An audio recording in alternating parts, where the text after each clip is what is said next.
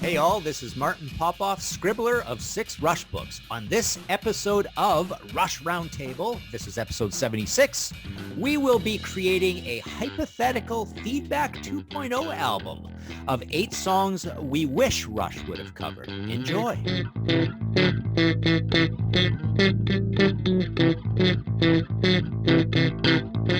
This episode of Rush Roundtable is sponsored by Artovision. Artovision is a pioneering collectibles brand that brings 2D artwork into another dimension with 3D shadowbox art. A few of their items include officially licensed 3D moving pictures desktop art, as well as 3D moving pictures shadowbox. These are classy pieces of art that would look perfect in your Rush fan cave.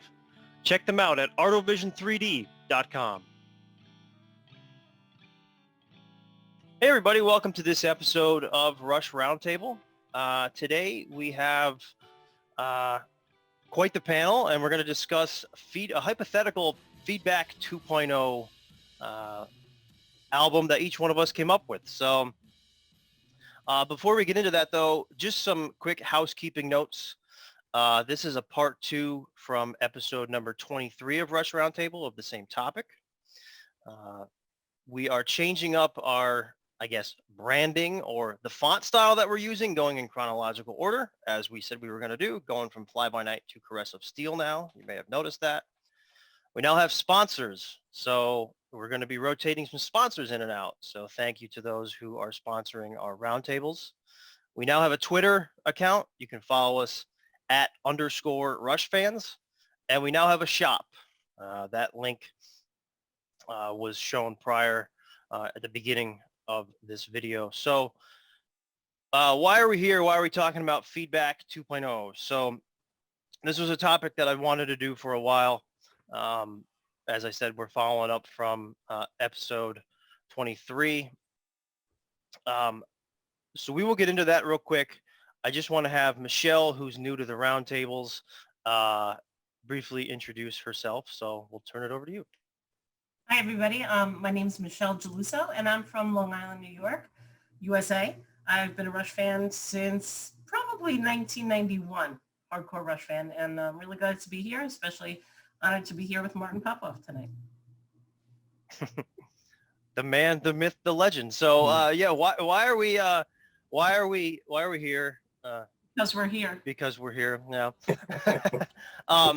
No, so yeah, like I said, I wanted to do this type of episode for a while now, but so Martin had gone on Jerry's and Steve's podcast, Something for Nothing, a Rush fan cast, and you were talking your new book, Driven, which I'm going in and out of chapters, reading various chapters, preparing for episodes and such, and Martin had said Feedback was a disaster with a terrible selection of songs, and when Martin said that, while I kind of sort of agree with the comment, don't come after us, pretty please.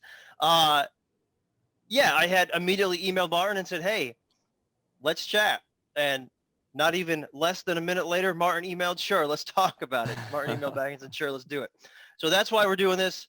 We're going to basically construct a hypothetical Feedback 2.0 album of songs that we all wish, the band would have covered, or we would have liked to seen Rush cover for whatever reason. There's going to be a variety of different reasons here. So without further ado, we are going to let Jerry read his Feedback 2.0.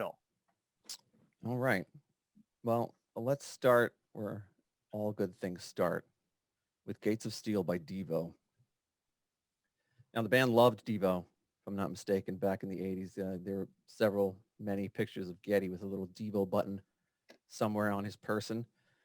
And Gates of Steel is my favorite Devo song. And it has at the beginning a keyboard, a metallic kind of keyboard tinkly thing that is not unlike the beginning of Spirit of Radio to me. So I think Alex could definitely just, start that song off right and just jam it. And it's a great, fantastic song to boot. My next one is Like a Hurricane from Neil Young, because it's one of my favorite Neil Young songs. It's also like 8 minutes long, with lots of room for jamming. And it's just, I think it would be perfect for Rush to kick it up. I mean, Neil Young's a different kind of guitarist, a little more spastic kind of guitarist, but I think within that 7 or 8 minutes, I think Alex could really pull some real great solos out of him. The next one is a more current one, probably the most current on the list. No One Knows by Queens of the Stone Age. Because I love Queens of the Stone Age, and I love Dave Grohl. He played on that album that this is from, and it's got a nice groove. And I really think that the band could do a groovy tune. Not that they have never done a groovy tune, but they can definitely lock into the groove of this song, I think, and do a great job on it. The next one is Hendrix with Fire.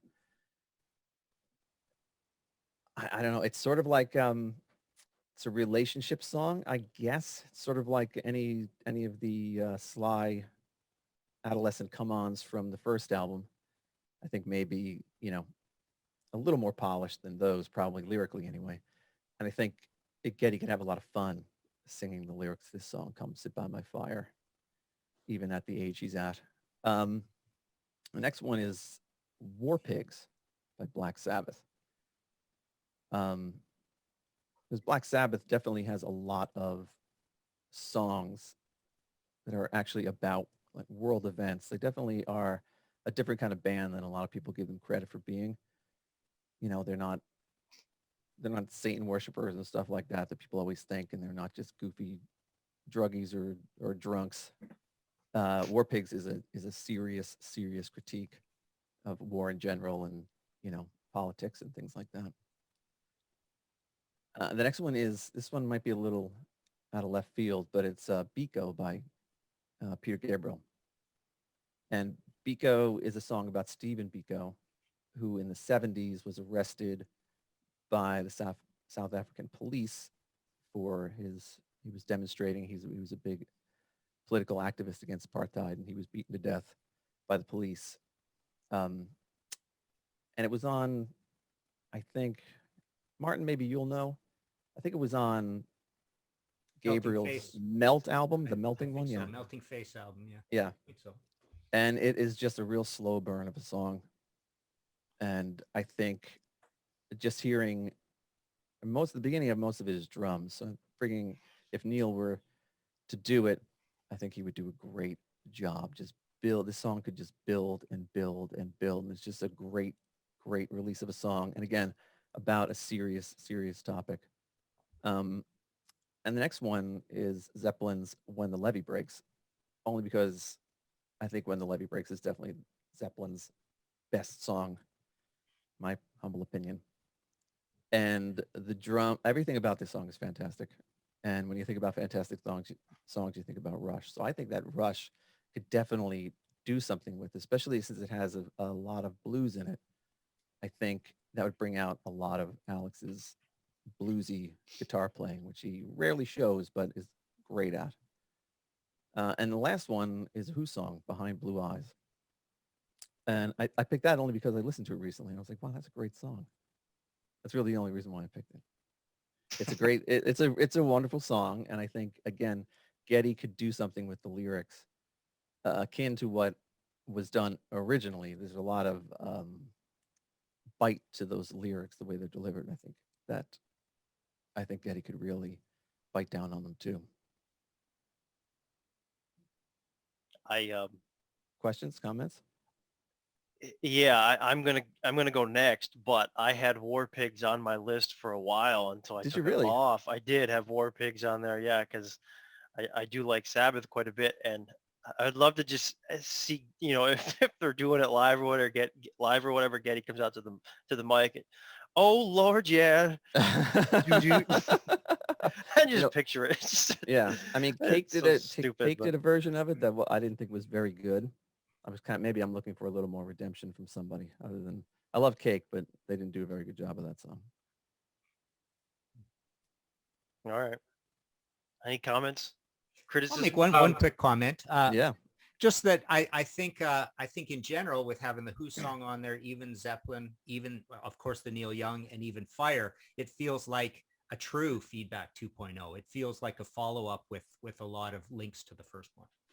Yeah, I mean, when we talked about feedback on the podcast, and I think when we talked about it a little bit, Martin, when you were on the podcast, some of those songs that they picked were so obvious. We had the same opinion that they were kind of obvious and really didn't do much with them. And even though these songs are popular for the artists who originally recorded them and maybe a little obvious, they just have something certain about them that is totally different from the more safe kind of choices. And that's why I tried to choose them. The only thing I wanted to add to that is that there's a Devo connection with Rush because Jerry Casale went on to become a video director, and he directed Mystic Rhythms. I didn't know that. Wow. Okay. Thanks, Tim. You just won me trivia night. All right. So, yeah, I'll read mine. So my my collection of songs is quite honestly just some bands and songs that I enjoy that I would just like to see Rush's take on them. That's really the only rhyme or reason I chose these.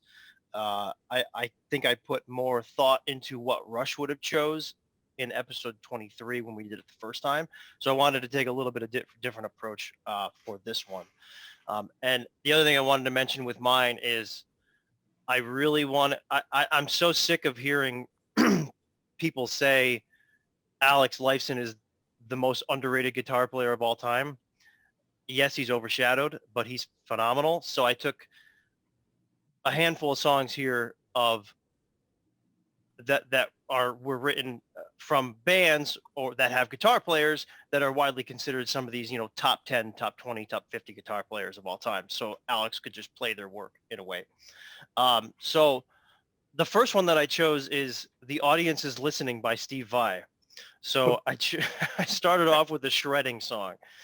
And this song is going to be the, I guess, single with the music video for the promotion of my Feedback 2.0, because I can very much see Alex doing the Steve Vai thing as Steve Vai did in that song where he's in the classroom and the teacher says, you can bring your 3 friends up with you. And in this case, it would be, okay, Mr. Lifeson, you can bring up your 2 friends with you. And he brings up little Getty and Alex, like kids from like the Time Machine intro video or whatever. And, he's dancing on the desk and he's just playing. And the teacher says, you want me to turn it down like this or down like this? And he just cranks the volume. I could totally see that being like an Alex thing and a fun little video for the promotion of my Feedback 2.0. The second song I chose is Cold Gin by Kiss. I had to have a nod to Kiss because, of course, Rush went on tour with Kiss long before I was born in 1975. And I just had to have that nod. I thought it made perfect sense, and I really tried to choose a Kiss song that wasn't exactly, vulgar, inappropriate, I guess. I went the alcohol route instead of the, sexual route, I guess. The next song I have is Dreamer by Ozzy Osbourne. I'd love to see Getty on a piano and Alex kind of shredding the way I believe it was Zakk Wylde that did Dreamer with Ozzy on that song. Just a kind of a slower tune, break up, the shredding from the first song and Cold Gin from the second song that I have. The fourth song is Have a Cigar by Pink Floyd. Alex has, been on record saying he was heavily influenced by David Gilmour. And I figured let's go with a Pink Floyd song. Have a Cigar is one that I also very much enjoy. The next 2 are carryovers from my first list on episode 23 that we did. These are Ramble On by Led Zeppelin and White Room by Cream. Ramble On is my favorite Led Zeppelin song, and I would just love to hear Rush's take on that. And White Room by Cream is my favorite Cream song, but I would love to hear Alex go crazy with the wah pedal on that as is on that song. I think that would be really cool and really be able to show off his talent. The next one that I chose is kind of an obscure track, I think, by Iron Maiden, is The Longest Day from their A Matter of Life and Death album. It's one of my favorite Maiden songs, one of my favorite album covers of all time. I think it's a phenomenal looking album cover, but that song, I believe, is about D-Day, right? So Rush being a band that writes historical pieces in their own right, I thought it would be cool to cover that. Plus, it's a rather long tune, and Rush does a lot of that too. They write a lot of long pieces, so I thought that would be cool. And last but certainly not least, you might be surprised by this choice, and it is Working Man remixed by Rush. So the reason I chose this... let me do a spit take. Hold on. Okay, go ahead. No, the reason I chose this was because it's not a shot on John Rutsey. It's more of a, Neil played this song so often live with the band, and I think it's safe to say that Neil played this song more than John Rutsey did. I would just like to hear it in the studio too, like let's have Neil on this song in the studio. Maybe this is kind of a cop out, but it's something that I always kind of wanted to hear because it's one of Rush's most popular songs, and it, unfortunately doesn't have Neil on it. So I thought this is the perfect opportunity to kind of throw that in there at the bottom, as it was on the debut album. It was the last song of 8. So same deal here, last song of 8. A nice little way to kind of cap that off. And has anyone heard the Vault edition of Working Man that came out many, many years later? I think not too long ago, actually, where a wah pedal is used for the solo. The solo is different. I actually happen to prefer that. So I think you can kind of take, Alex's playing on that into this remixed version of Working Man. So yeah, I mean, no real rhyme or reason to these songs in terms of Rush, just more or less personal favorites of mine that I think it would just be cool to hear Rush's take on them. So thoughts? I was hoping the remix would be like a dance remix. Yeah, Not going to happen. Like a polka remix like they did for the Spirit of Radio? Yeah, like like a house Skrillex remix. or something. You're right, exactly. Idling Man. Right. Dubstep. I don't think it's Ryan. I don't think that's a cop out to have a remastered Working Man. I think it's a totally valid point, especially since we hear what the updates that Neil has put in over the years, and it's Sure. something that could be so richly redone in the studio. I think it would make a huge difference. So I don't think it's cop out at all. I love it. I love the later years Iron Maiden pick. That's pretty wild. That's what I want to hear the most off of that. I was kind of debating that or Heaven Can Wait. But I figured, Yeah, glad you didn't pick that one. I hate that. I also figured, Yay! how Another day. I kind of figured that would be a little tough with, 3 guitar players versus 1 guitar player. But anyways. As a historical reference, it was much better than Run to the Hills. I figured that was a little too cliche anyways. Cold Gin would be interesting, but I think a really interesting Kiss song from the early days that they could have done is Black Diamond. It's a little darker sounding, or maybe something like Parasite, or they could do Going Blind, as a companion to I Think I'm Going Bald. Going Bald, yeah. You had suggested Black Diamond to me, Tim, when we were discussing this, last week or the week prior, and oh yeah, right. I almost considered it. I don't know. I switched around the Kiss songs quite a bit too in this. I was thinking War Machine, maybe. I don't know, something maybe Alex could sing. I don't know. But Getty would have to work on his Paul Stanley intro, though, if you're going to ever play it. People! Hey, people. And want to hear a song about gin? Whatever he says. He always says something vodka, weird. orange juice. All right. Well, Nice cold beer. Yeah. Yeah, that's enough. All right, Michelle, let's hear yours. All right, enough of the puns. My basis for choosing these songs is actually because of the musical value of many of the songs and how I want to hear Rush's spin on them because I think they're great songs, but a little bit more than that. I'll go deeper. The first one, surprisingly enough, is Minarets by the Dave Matthews Band. And the reason I chose this one is because I really want to hear Rush do it in this type of a mode. I love the key that it's in. Passage to Bangkok kind of feel, but at the same time, the rhythms are so intricate in this song that I'd really love to hear Neil's take on them. The next one is a really heavy, thick song, Outshined by Soundgarden. The reason I chose it is for the time signature changes, especially that I think not only could Rush handle, but I think that they're meaningful and significant enough to the power of the song that it'd be great. Getty, of course, could hack these vocals with no problem. It's a heavy, bassy, round bottom song that I would love to hear Rush do. The next one is another surprise. It's Miss America by Styx. And the reason I chose this song is for the message that Miss America might give for Styx, aside from the fact that Styx is an amazing band and obviously they can handle, anything by Tommy Shaw or Dennis DeYoung. I think that the composition of this song, almost like a storytelling, follows what Rush does.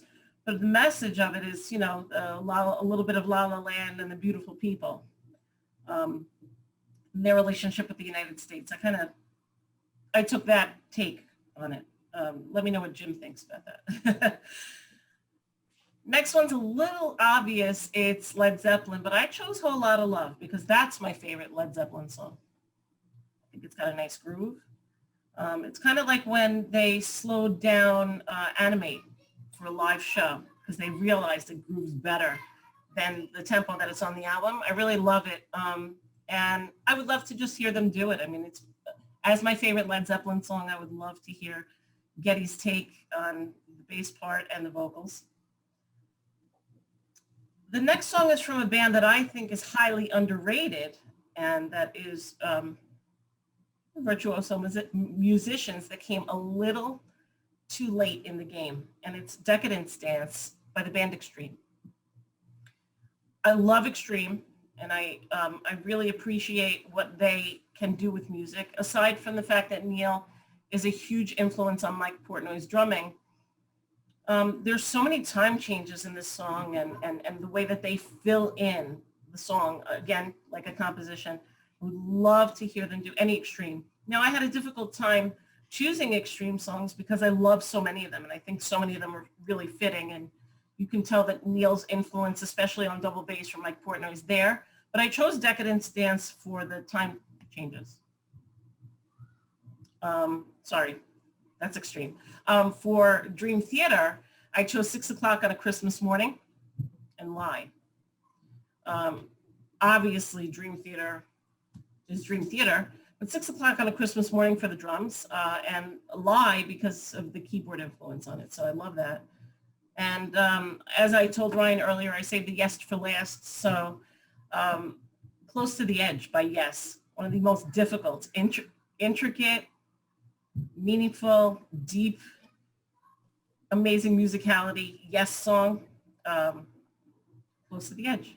I would love nothing more than to hear Rush do Close to the Edge. And I know that we saw Getty on stage at the induction into the Rock and Roll Hall of Fame for Yes, but there's something special about this song that goes a lot deeper. And there you have it. Those are my 8. Cool. Well, adding Close to the Edge definitely brings it past EP stage. Yeah. That's probably longer than the original EP itself. The original. Good choice with Lie. That's one of my favorite Dream Theater tunes. That's got such a heavy groove to it. Thank you. I almost went with Miss America as well. And yeah, Close to the Edge is great because of the bass and the bass tone, right? A lot of amazing bass on that.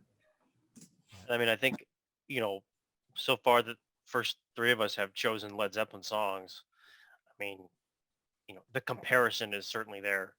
Or they were That described won't be as- happening over here. Oh, that's fair. Spoiler. No Zeppelin coming from me. Spoiler. But no, I mean, the comparison was made from the beginning, from the debut album. They were described as Canadian Zeppelin, so I think, I don't know, that's why I went with the Zeppelin song. But all right, Tim, go ahead. Okay, so the first one, these are kind of all based in some form of reality.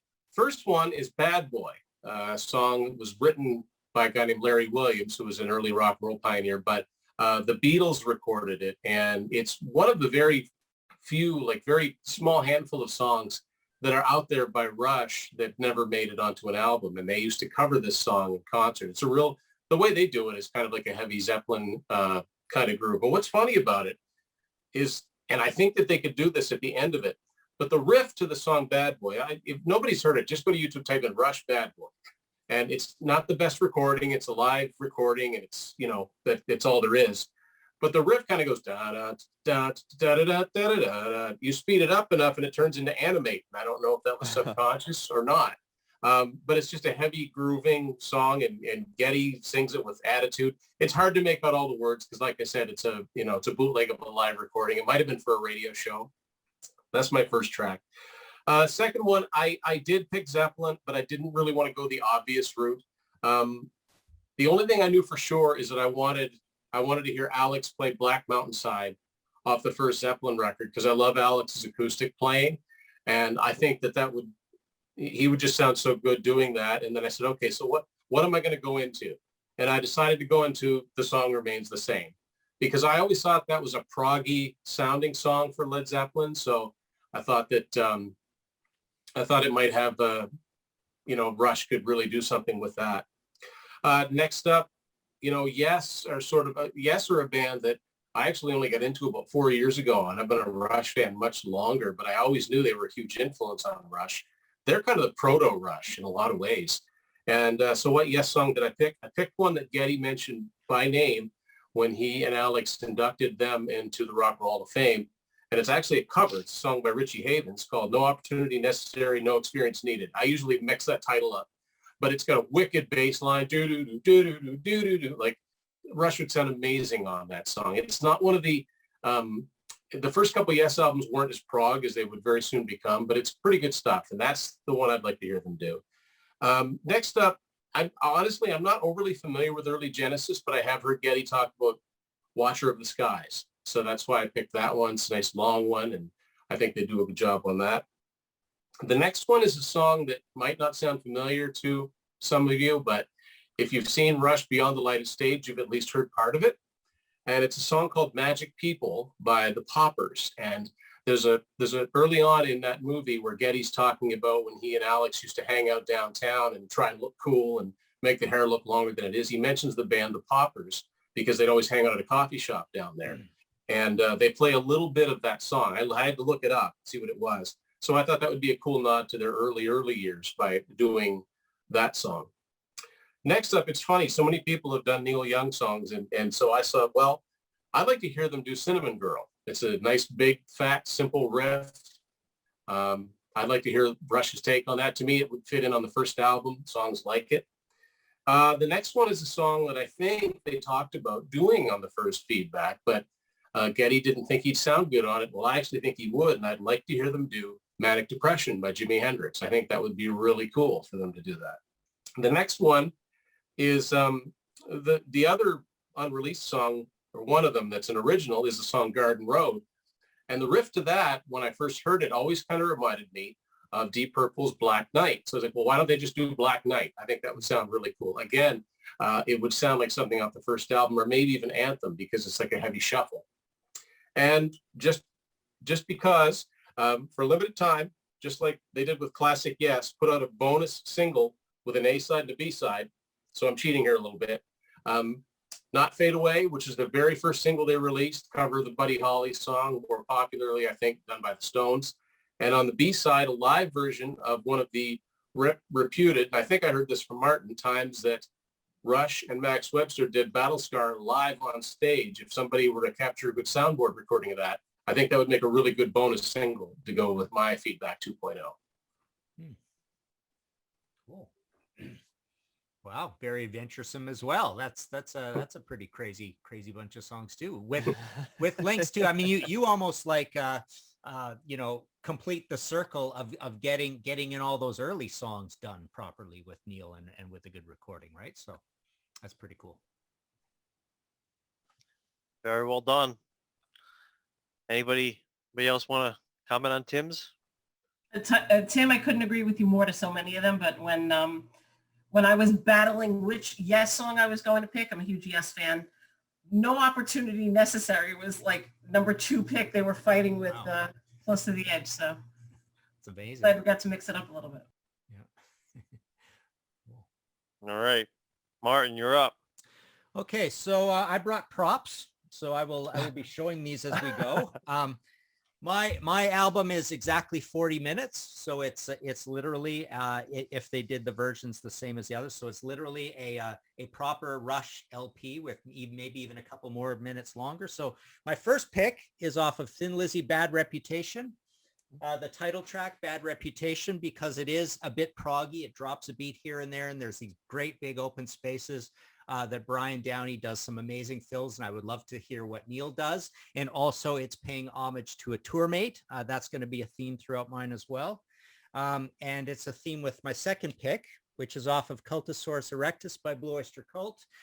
Black Blade, which is almost my favorite Blue Oyster Cult song, one of the top favorites, and it's very proggy, and it also has some sections where there's some really tricky, intricate beats. It's a sci-fi number. It's a Michael Moorcock thing, so it fits right in. It's got a lot of parts. It's got some really neat keyboard sequencing things that they could do on it. My next pick, and that again, paying homage to an early touring partner, another homage to an early touring partner and paying homage to The Office, from Max Webster. Hang on a sec. Yeah, that's right. So from Max Webster's first album, Toronto Tontos, but they're going to open it with the feedback from Hangover, hence the title Feedback. And everybody's going to think they're going to go into Hangover, but they don't. They go into Toronto Tontos. And this will be the single, and it'll be a smash hit across Canada. They'll play it on radio everywhere all the time. It'll probably even be a hit in the States. So a lot of humor, and it brings up, Max Webster, and there's a lot of cool parts to it, and they could make a lot of funny voices and stuff in it and sound effects. My next one is also homage to The Office, with the Tea Party. The Bazaar, this is them taking care of Zeppelin without playing Zeppelin. This is the really cool Kashmiri, awesome, a really cool complicated riff, brings in the world music thing, their inner Tai Shan, their inner passage to Bangkok. So yeah, really cool, pretty proggy, awesome tune. And again, paying homage to a Canadian band and to The Office. Next, paying homage to another Canadian band, the punk Rush, No Means No, with Wake Up. And this is the opening track on this album, and the first thing that you hear is like almost like an answering machine message saying, "Come on, Professor, rise and shine." And then the drumming is insane, the bass playing is insane, there's bass chords. These guys are truly the punk Rush, and I would love to even see Rush do an entire tribute album to No Means No. An amazing, complicated, high energy song. I had a couple others that I picked. I had No Means No CDs. There's one other one here, but I actually switched at the last minute. So that's side 1, 5 tracks. Side 2 is brought to you by the letter U, because everybody starts with a U. And it's also a 10-minute song, a 5-minute song, and a 5-minute song. So it's an homage to side 2 of Moving Pictures as well. And it's also an homage to touring mates. So The Magician's Birthday from Magician's Birthday, 10-minute song, ton of jamming, ton of guitar jamming, drumming. It's moody, mystical, a lot of changes. And they're the band that really got Rush, going in the early days, the apocryphal first big tour, teach them the ropes kind of thing. And the next one is UK, In the Dead of Night, 5 minutes and 38 seconds. A lot of cool Bill Bruford drumming. So, Neil, some Neil influence there, and a lot of cool drumming that he could do on it. It's got really kind of syncopated bass guitar, drum stuff going on. It's probably UK's most famous song. And then number 3 to go out blazing, all guns blazing.